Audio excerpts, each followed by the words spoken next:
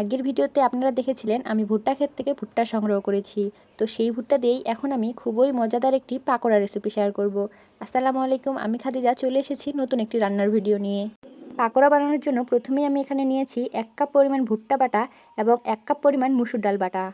এবারে আমি এখানে অ্যাড করছি পরিমাণ মতো পেঁয়াজ কুচি, মরিচ কুচি এবং রসুন বাটা। তারপর দিয়ে দিচ্ছি স্বাদ মতো লবণ, জিরের গুঁড়ো এবং ধনিয়ার গুঁড়ো। এবার পাকোড়ার মিশ্রণটি একটু আঠালো করার জন্য সামান্য একটু ময়দা ছিটিয়ে হাতের সাহায্যে মাখিয়ে নেব। খুব সুন্দরভাবে এটা মাখিয়ে নিতে হবে। এ পর্যায়ে আমি দিয়ে দিচ্ছি সামান্য একটু হলুদ এবং সব কিছু আবারও খুব সুন্দরভাবে মাখিয়ে নিচ্ছি। তো আমার পাকোড়ার মিশ্রণ একেবারে তৈরি। এবারে আমি গরম তেলে সুন্দর করে ভেজে নেব। এবার কড়াইয়ে তেল বসিয়ে আমি পাকোড়াগুলো ভেজে নেব।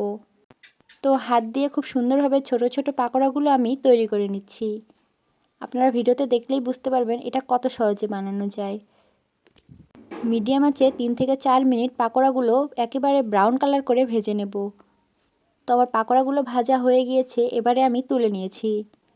মাশাআল্লাহ, আমার পাকোড়াগুলো খাওয়ার জন্য একেবারে তৈরি। বিকালের নাস্তায় এমন একটি মুখরোচক পাকোড়া থাকলে আর কিছুই লাগবে না। তো আমি একটা আপনাদেরকে ভেঙে দেখাচ্ছি। দেখেন এটা কতটা সুন্দর হয়েছে। দেখতে যেমন সুন্দর, খেতেও কিন্তু অনেক মজাদার। আপনারা কিন্তু বাসায় অবশ্যই ট্রাই করবেন। দেখা যাবে পরবর্তী ভিডিওতে। আল্লাহ হাফেজ।